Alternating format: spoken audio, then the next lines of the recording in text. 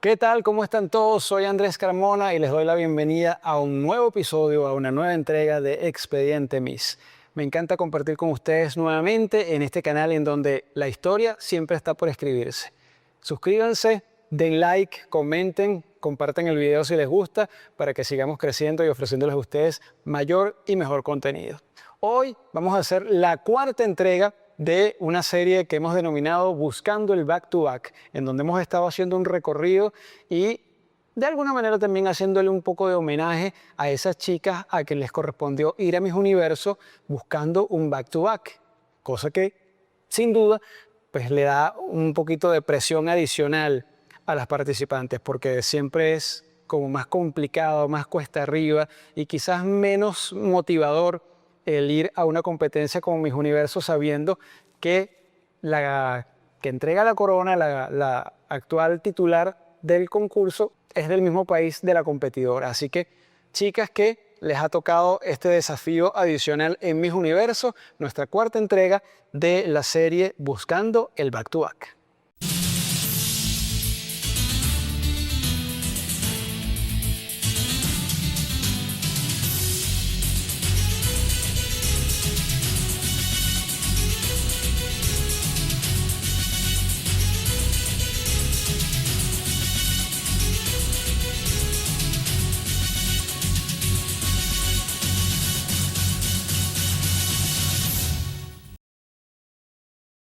Comenzamos en 1958 con Beatriz Boluarte de Perú. Le correspondió ir a representar a esta nación de Sudamérica después del triunfo de Gladys Sender, la primera peruana y la primera latinoamericana en ganar el concurso de Miss Universo. A pesar del poco tiempo que tenía pues, el concurso Miss Universo en ese entonces, apenas 6 años, Perú tenía un récord ininterrumpido de clasificaciones desde su debut en 1953. Todas las chicas de Perú habían entrado entre las semifinalistas. Así que bueno, creo que la clasificación de Beatriz, que logró ser top 5 en esa edición del 58, no debe haber sido ninguna sorpresa. Ella representó a Lima en el concurso nacional, una chica bonita y que se cuenta dentro de las no tan numerosas representantes que lograron clasificar luego de que, viniendo, mejor dicho, del mismo país de donde era la actual Miss Universo.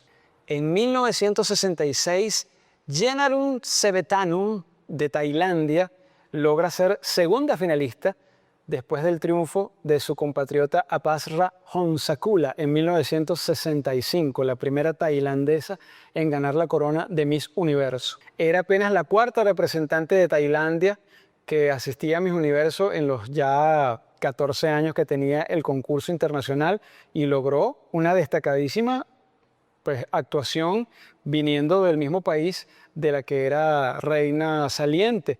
Fue segunda finalista en esa edición ganada por la sueca Margareta Arvidsson. Así que bueno, fue un primer acercamiento a lo que hemos denominado back to back en aquella época, que eso se veía bastante lejano y bastante imposible de conseguir.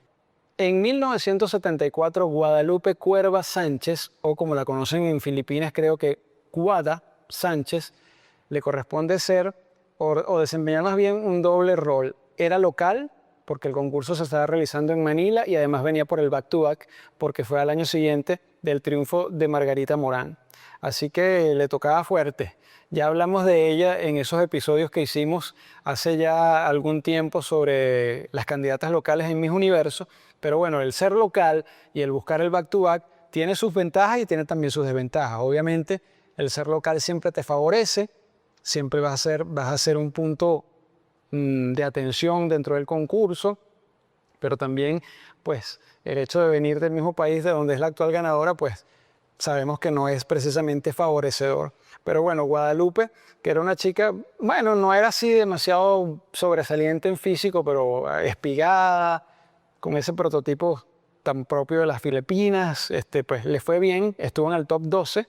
Hay algo que me voy a atrever a compartir con ustedes porque lo leí y me llamó mucho la atención y bueno, lo que voy a hacer es simplemente hacer referencia a algo que comentó la fallecida Amparo Muñoz en una entrevista o en su biografía o en sus memorias, no sé exactamente dónde lo dijo, pero hizo alusión a que durante su año de reinado esta chica de Filipinas la había invitado a una fiesta y que ella vio allí en esa fiesta un manejo un poco trucutru de cosas que estaban pasando allí que no eran como muy ortodoxas, por decirlo de alguna manera, entre hombres y mujeres que estaban en la fiesta.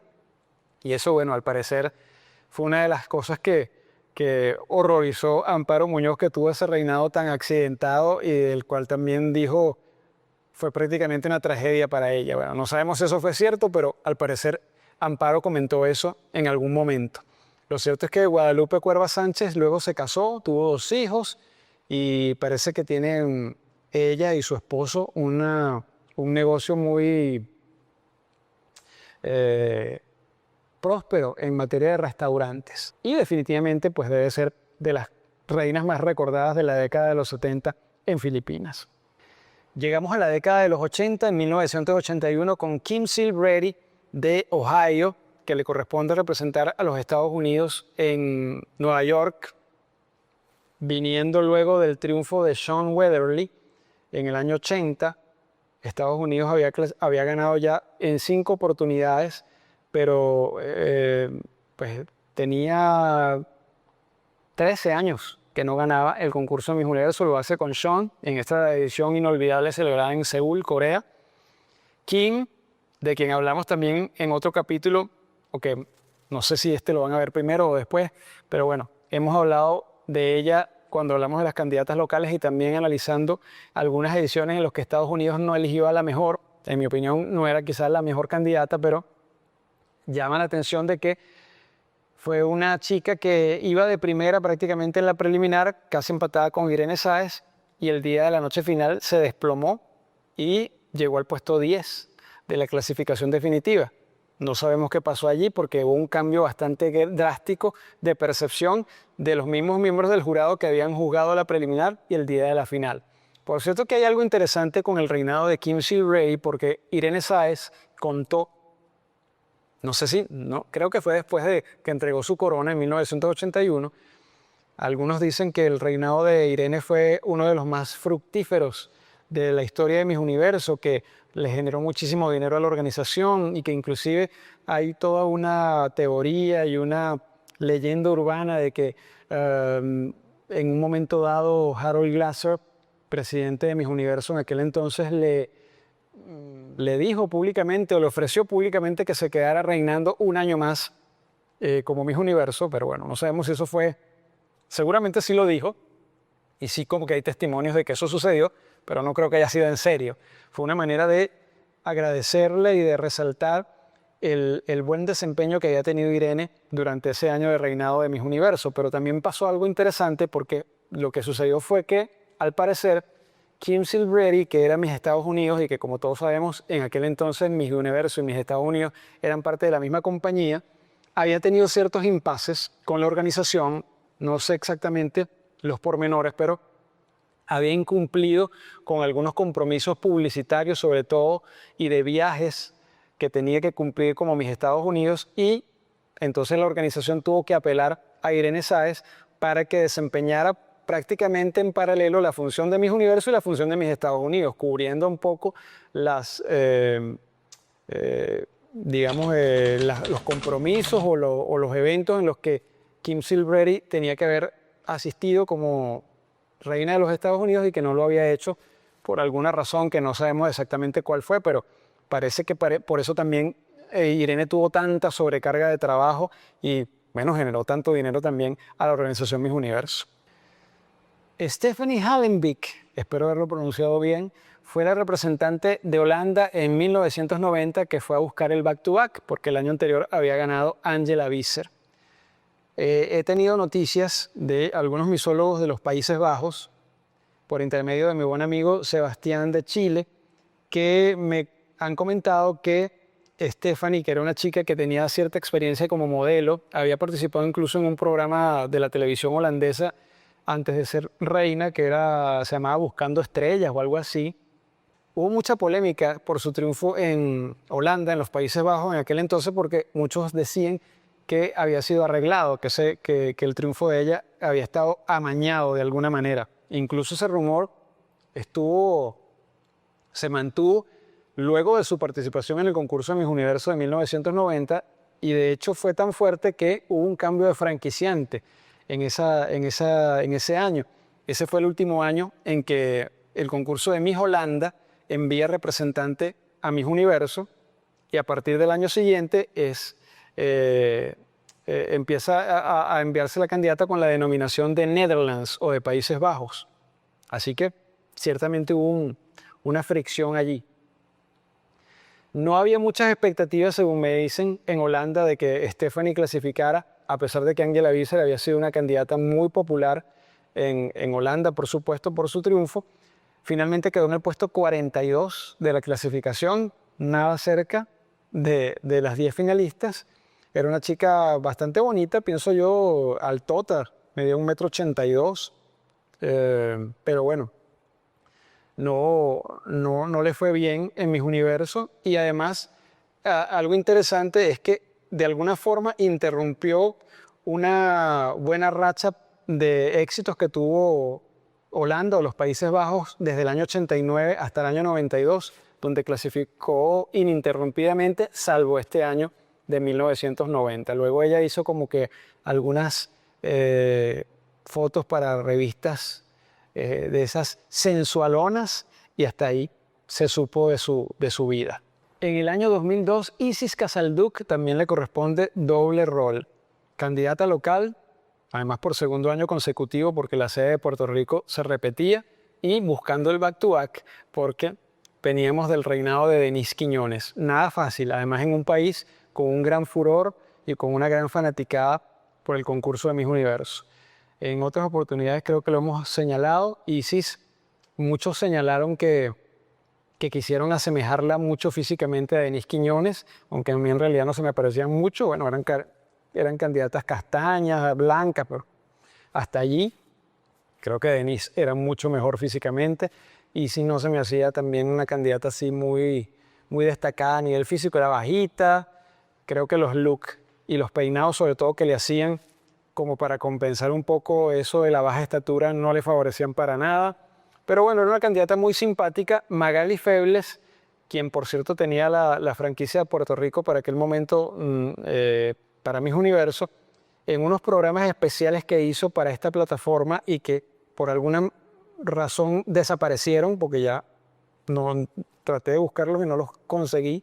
Pero ella no sé, debe ser en el año 2020, 2021, en la época de la pandemia, quiso emular un poco lo que había hecho Osmel Sousa, contando las historias y las anécdotas de las candidatas que ella había preparado para Miss Universo. Y recuerdo que cuando habló de Isis Casalduc, pues habló de allí de algunos conflictos que tuvo con ella. Parece que allí hubo ciertos encontronazos. Creo que no se quieren mucho. Así que, bueno, no sé si eso también frustró un poco su participación en el concurso de Miss Universo. Sin embargo, yo sinceramente creo que ella no era para clasificar. Había muchas mejores opciones en esa oportunidad. Y bueno, finalmente no clasificó. Nos vamos al año 2010, un año muy recordado por los venezolanos y donde hubo una campaña mediática verdaderamente efervescente hacia nuestra representante en Miss Universo, que era Marielisa Gibson. Y bueno, la razón era muy lógica. Veníamos de un back-to-back. Veníamos del triunfo de Dayana Mendoza, seguido del de Estefanía Fernández, algo inédito y que hasta ahora no ha sido replicado en el concurso de Miss Universo, que es que un mismo país ganara consecutivamente el concurso de Miss Universo, en un país además con tanto furor y con tanta tradición y con tanta trayectoria en este certamen como es Venezuela. Así que a Marielisa Gibson no le tocó nada fácil. Una chica que, bueno, fue favorita en el concurso de Miss Venezuela siempre.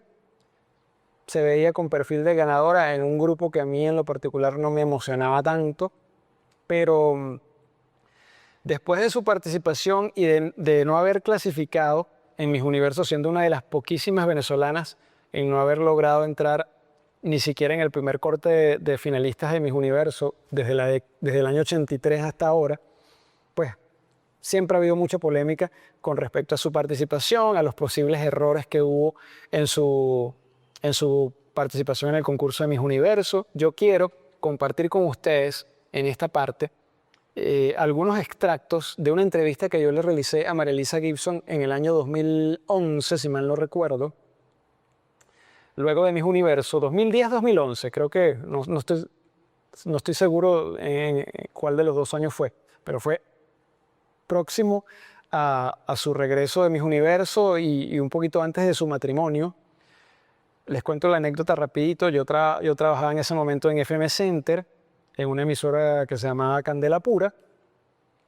Tenía un programa musical allí, pero donde yo una vez a la semana invitaba a alguien para hacer la entrevista, etcétera, etcétera. Y casualmente recuerdo que yo estaba saliendo del programa, que era de noche, y en la antesala de FM Center veo a la mamá de María Elisa.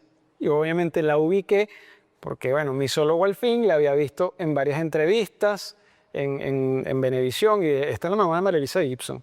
Y me le acerqué y le dije, señora, usted es la mamá de María Elisa, yo soy locutor de aquí de FM Center, me gustaría entrevistar a su hija, usted me puede dar su teléfono. Y ella, muy amablemente, me dio el teléfono de María Elisa y contra todo pronóstico, porque yo pensaba que no, a lo mejor no iba a querer hablar luego del Miss Universo por toda la polémica que había habido, la contacté y muy amablemente fue al programa y tuvimos una entrevista muy interesante, de las poquísimas, yo diría, que María Elisa dio después de haber llegado de Las Vegas del concurso de Miss Universo. Entonces, en esta parte quiero compartir con ustedes, obviamente, el audio de algunas cosas interesantes que compartió María Elisa en esa entrevista que le realicé ya hace muchos años en FM Center.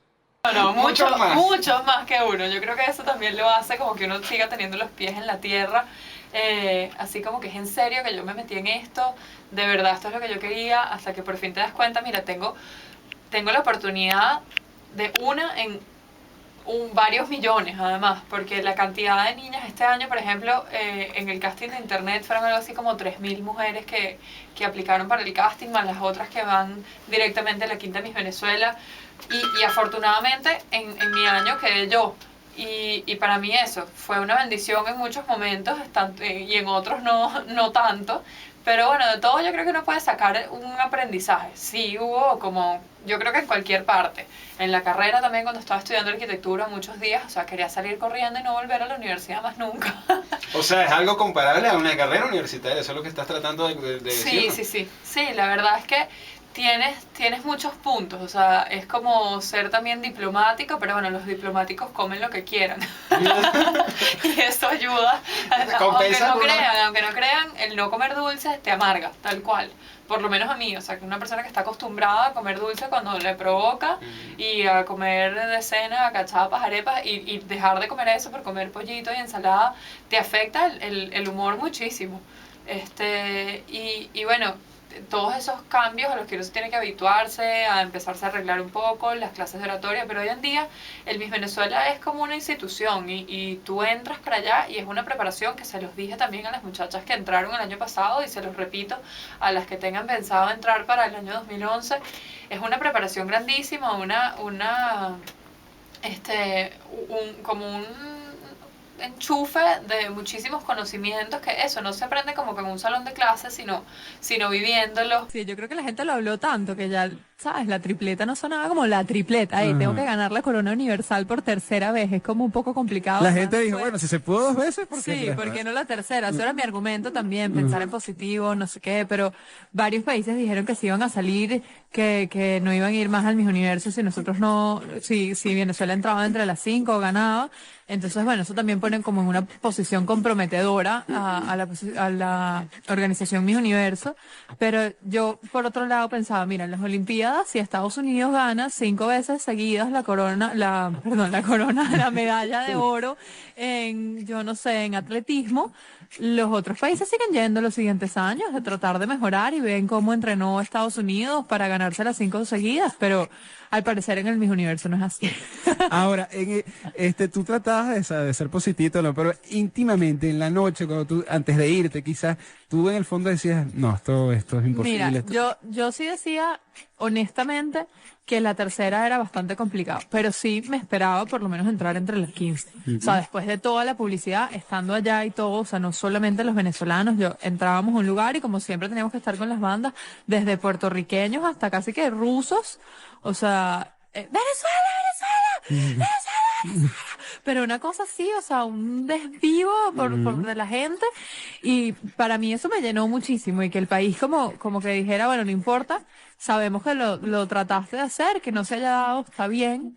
Era como lo más importante. Pero eso, entrar entre las 15 para mí me parecía que bueno, que de repente sí.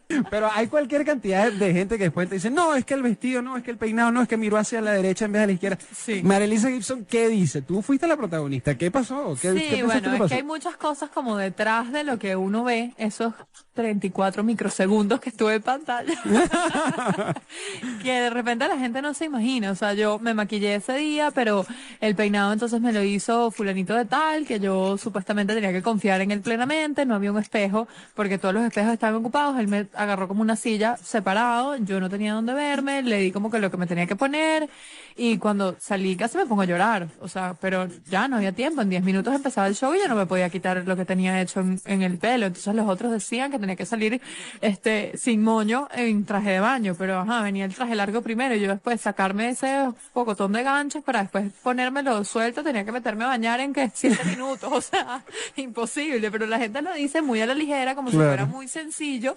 enrollarse el pelo. Yo tengo el pelo baba. Y de ahí pasármelo a todos los rulitos que yo tenía, literalmente tenía que dormir con papel aluminio en la cabeza. Y me llamaba Meli, ¿tienes el papel aluminio? Yo casi que se lo hacía y que en el teléfono para que en verdad supiera que lo tenía Y la puesto. Y presión, eso ¿no? planchármelo y no sé qué. Y a las 5, 4:30, 5 de la mañana levantarnos otra vez, terminarnos de pulir el cabello, después maquillarnos perfecto, las pestañas, no sé qué, o sea, mil cosas que uno no se imagina que hay tantas cosas por detrás. Yo siempre pensaba que las mis venezolanas tenían que tener una melena espectacular, pero hay maneras de disimularla si no la tienes. Yo me enteré fue después, ¿Qué tal? después que entré. Entonces, es más complicado, yo pienso, de lo que la gente lo ve desde afuera. Después de todo lo que hablamos, de tanta hambre para que pasaste, de tanto ejercicio, de tantas renuncias que tuviste que hacer durante ese año, que de repente llega el momento, por fin, ya estás en el Miss Universo y nombran a las 15 y no estás. Oye, es muy fuerte, ¿no? Sí, ¿Cómo, menos mal.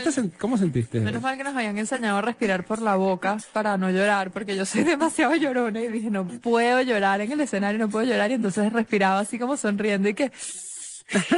Y veía a Osmel justo enfrente, con una cara como de desilusión, porque de verdad toda la quinta se volcó Claro. hacia el Miss Universo y hacia la tripleta y la preparación conmigo, que de verdad se los agradezco en el alma. Pero estar ahí y yo sentir como que desilusioné tanta gente, o sea, estas dos chamas que se habían coleado habían mandado a hacer una cartel grandísimo, Pancarta, ajá. una pancarta que decía tripleta, y Dayana en amarillo, en azul estaba yo en el medio y y corrían para adelante y para atrás en los descansos cuando no estábamos al aire, y yo decía, toda la gente que de verdad fue para Las Vegas por mí y por Venezuela y la tripleta y la cosa, yo decía, de verdad todo ese peso me cae encima. Habíamos ensayado varias veces y entonces llamaban a unas, llamaban a otras, pero yo nunca me había puesto como a pensar de verdad cómo se iba a sentir ese momento. Fue bastante fuerte, menos mal que me agarró mi España, que era mi compañera de cuarto, que tampoco entró entre las 15, y cuando íbamos nos tratan así como ganado tal cual, o sea, entran las 15, las están enfocando a ellas y a nosotros nos mandan a salir más rápido que volando de ese escenario, y ya yo obviamente salgo del escenario como tal, empiezo a bajar las escaleras y ya me iba a empezar a entrar en llanto puro. Yo como con 70 Las que no quedan. no solita, pues. Y me agarró Adriana y me dice, no les puedes dar el gusto, no importa, van a haber cosas mejores, no sé qué. Bueno, habíamos hablado varias con los jefes de la cocina. Yo la verdad es que no esperaba pasar por ahí, pero eso te iba a les preguntar. dijimos que por favor a las que no quedaran, que quedáramos, nos tuvieran algo para consentirnos. Ahí, bueno, Oye, entrábamos eso te iba a todas y decir porque- agarrábamos como de 4 brownies en 4. O sea, así se pasa salíamos así mejor, ¿no? cargadas y que- Y venga, venga. boqueándome con nuestros brownies Oh, es divinos muy encima. diferente pasar ese trago amargo con un atún que con brownie, ¿verdad? Claro, no, valió, fue divino, de verdad. Bueno, como ven, y a pesar de la polémica que ha habido, que si el vestido, que si el peinado, que si no fue simpática, que si era incumplida, que si... Hay muchas teorías que se han manejado, que si la nariz, que... Yo sinceramente creo que ella, a cualquiera que hubiese ido a ese concurso le iba a tener muy difícil, porque no iban a ver con buenos ojos que una venezolana clasificara, y además sabemos perfectamente que que pasa con las venezolanas y con algunas otras candidatas que si clasifican entre las 15, ya es difícil pararlas. Es muy fácil que se cuelen hasta el final. Y el riesgo de una segunda clasificación, de una tercera corona consecutiva para Venezuela era muy alto. Hay algo que ella comentó después en el programa, en la entrevista que le hizo Luis Olavarrieta hace 2 años o 3 años, que ella me lo había dicho a mí en esa entrevista que yo le hice, pero me lo dijo fuera del aire, como una cosa privada, vamos a decirlo así, pero ella lo ratificó en esa entrevista que hizo con Luis Olavarrieta, en el sentido de que efectivamente Estefanía Fernández le había dicho que ella sí había entrado entre las finalistas por el voto del jurado, pero que Donald Trump no había querido que clasificara, o sea, la había sacado de la lista, vamos a decirlo así. Me acuerdo perfecto que ella me dijo, sí, inclusive Estefanía le dijo, bueno, pero así vas a tener más rating porque es más polémico, y Donald Trump dijo que no, que Venezuela ese año no. Si es verdad, si es mentira, no sé. Habrá que preguntárselo a Donald Trump, habrá que preguntárselo a Estefanía, pero si es cierto y es coherente lo que ella me dijo en esa oportunidad hace muchos años ya y lo que le dijo a Luis Olavarrieta recientemente. Así que no creo que ella haya inventado eso. Y además tiene mucha lógica.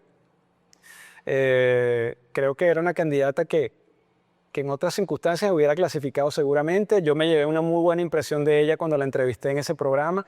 Me pareció una chica con un carácter fuerte, definitivamente, tal cual como lo ha dicho Osmel Sousa también en sus historias, que no es así una agüita de azúcar, muy bien plantada, muy madura, con muy buena capacidad para hablar, con cosas muy claras, ideas muy claras. Me parece una candidata, una chica muy llamativa, altísima, bonita, así que yo creo que, independientemente de que sí creo que se cometieron algunos errores como el vestido, que bueno, eso también Johnny lo ha contado en muchas oportunidades, que bueno, la nariz que quizás no le quedó tan bien, pero bueno, también la gente dice, ¿para qué le operan la nariz? Mejor se veía antes. Bueno, si tú operas a 20 mujeres y 18 te han quedado bien, no te vas a parar pensando que una te va a quedar mal o que una no va a quedar tan bien. Si la regla es que todas quedan mejor, se suponía que eso también iba a pasar en el caso de María Elisa. Bueno, yo no pienso que tampoco fue que quedó peor, pero bueno, a lo mejor algunos consideran que con su nariz original le hubiese ido mejor. Hablan mucho también del cuerpo, que el cuerpo no era el mejor, pero bueno, ella la tenía difícil, definitivamente. Vamos con otra candidata que fue buscando el back-to-back, otra venezolana o medio venezolana, Noelia Boyd, Miss Estados Unidos 2023.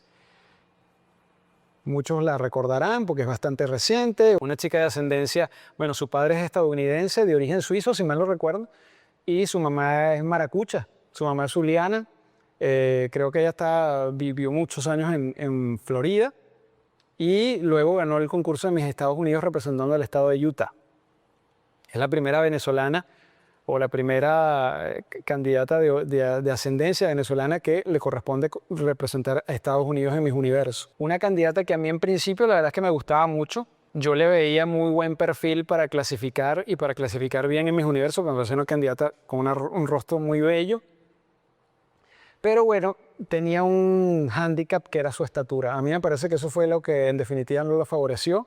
Era muy pequeñita y eso pues lamentablemente, aunque a algunos no les guste que uno diga eso y aunque algunos sigan insistiendo en que la estatura no importa, sí importa. En concurso de belleza, eso siempre es un factor importante. Si lo tienes, es mejor que no tenerlo. O sea, si eres una chica bajita, siempre vas a tener que suplir eso con otras cosas para ver a dónde llegas.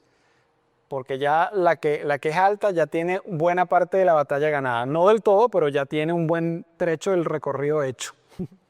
Entonces creo que a Noelia no le favoreció eso. Quedó nada más en el top 20. Creo que merecía más. Realmente era más bonita que muchas que quedaron entre las 10. Pero bueno, hasta ahí llegó. También luego se supo que habían fricciones entre ella y la que en ese momento tenía la franquicia de Estados Unidos, que bueno, ya por fin como que la despidieron. Pero bueno, hubo tanta polémica que renunció al título de Miss Estados Unidos meses después de llegar de Miss Universo.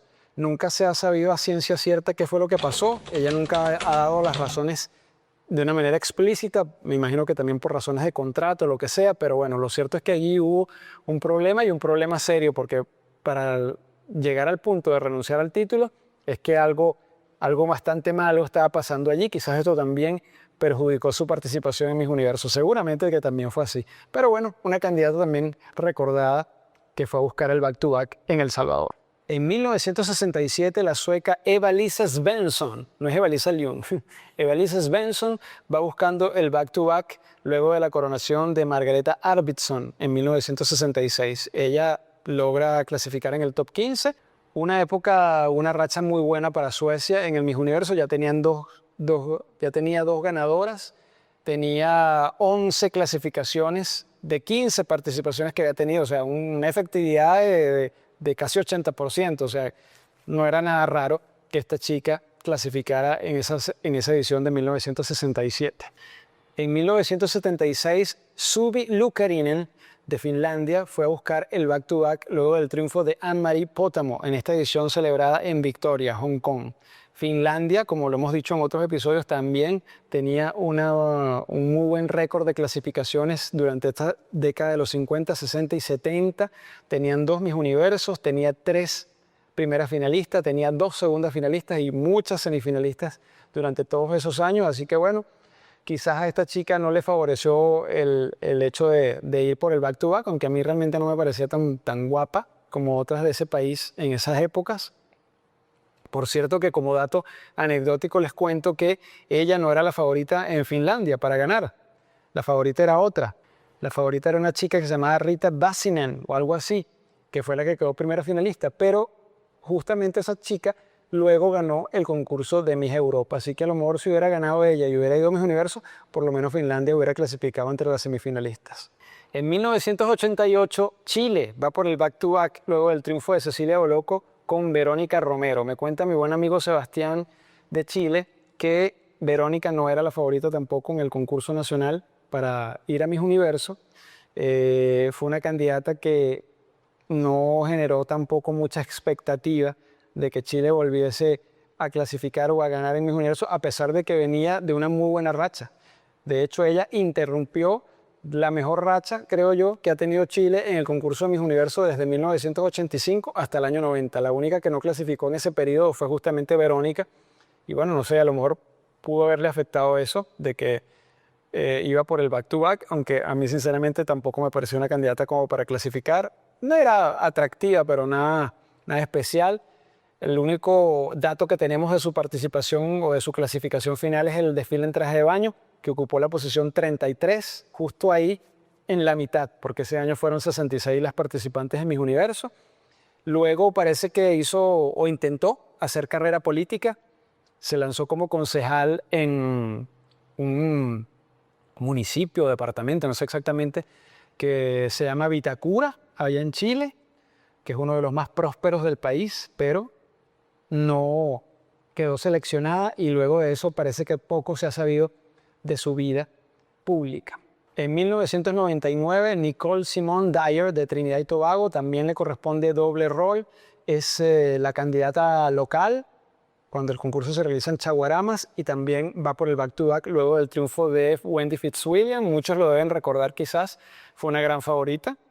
No sé si por el hecho de ser local, yo creo que básicamente por eso, porque físicamente no era como para clasificar, pero sí fue una sorpresa que no entrara en el grupo de semifinalistas porque en aquel momento pues no habían redes sociales, pero todos los reportes de prensa, etcétera, etcétera, indicaban que era una de las grandes favoritas para estar entre las finalistas por lo menos de ese año y no fue así. Solamente logró ganar el premio del mejor traje típico y es raro porque además ese año predominaron las bellezas de ébano, así que cualquiera hubiese podido pensar que Trinidad y Tobago podía tener un gran chance de clasificar y sin embargo no fue así. Ahí estaba Botsuana, Ghana, Jamaica, Venezuela, que todas eran chicas morenas oscuras, pero Trinidad y Tobago no clasificó. En el 2008, Japón con Hiroko Mima va por el back-to-back, luego del triunfo de Ryō Mori en Ciudad de México. Una buena racha también en ese momento vivía Japón bajo la dirección de Inés Ligron, esta francesa que dirigió el certamen de Miss Japón para Miss Universo desde el año 97 hasta el 2010, si mal no recuerdo, y que logró buenos números y una resonancia de Japón dentro del concurso de Miss Universo en los últimos años de su gestión. Vamos a decir que desde el año 2003 por allí estuvo la chica del 2003 quedó cuarta finalista, luego Kurara Shibana primera finalista, Ryo Mori ganó y Hiroko Mima queda entre las 15. Algunos afirman que, bueno, que entró por la organización, pero no por el jurado. Sí, era una chica guapa, atractiva, con ese look un poco moderna, un poco de modelo que Inés Ligrón le daba a las representantes de Japón en aquel momento, que era como un poco de ruptura, un poco atípico dentro de las candidatas asiáticas y en general de Miss Universo, con ropas un poco extravagantes, vamos a decirlo así, muy de marca, muy fashion. Pero bueno, estuvo bien, ocupó el puesto 14, creo que habían chicas más bonitas, pero bueno, eso marcó el final de una buena racha de Japón. A partir del año, 2 años después, ya Inés Ligrón deja de ser la directora de Miss Universo para Japón y ahí realmente el país asiático se vino un poco a menos en el concurso de Miss Universo por lo menos. Finalmente, terminamos o cerramos esta cuarta entrega de Buscando el Back to Back con Karine Ontiveros, que muchos la deben haber visto en estos últimos años, muy activa en esta plataforma de YouTube porque ha hecho una gran cantidad de especiales con ex reinas mexicanas y de otros países en unos programas que se llaman Reinas Somos Todas, creo que se llama. Ella lo comenzó a hacer durante la pandemia y fue muy popular en un cierto momento. Yo he visto varios y tuve la oportunidad de ver su participación en vivo y directo porque, insisto, asistí a ese certamen de Miss Universo 2011 celebrado en Sao Paulo. Yo recuerdo que cuando Karine fue elegida Miss México, o Nuestra Belleza México en aquel momento, muchos avisoraron un posible back-to-back porque la vieron con muchas condiciones de coronarse como la sucesora de Jimena Navarrete. Realmente era una mujer muy guapa, muy bonita, un rostro muy bonito, unos ojos muy expresivos, alta, tenía todo.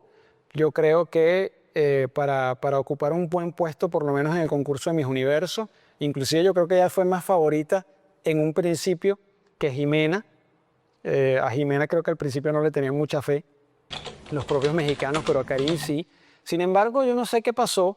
Ese año, les digo, como se los he comentado en otras oportunidades, el jurado estuvo un poco raro. El grupo de semifinalistas fue un poco inesperado. Entraron chicas, de repente uno no las veía con perfil para ser finalistas. Y Karine siempre se mantuvo dentro del favoritismo de muchos. Recuerdo que ella fue una de las semifinalistas del ensayo general que se hizo en la mañana. Y bueno, en cierta manera creo que fue sorpresiva su no clasificación, aunque yo creo que las opiniones estaban divididas allí. Algunos la veían entre las finalistas, otros no. Pero yo sí creo que ella podía haber accedido por lo menos a las 15. Estaba mucho mejor, pienso yo, que Portugal, que Panamá,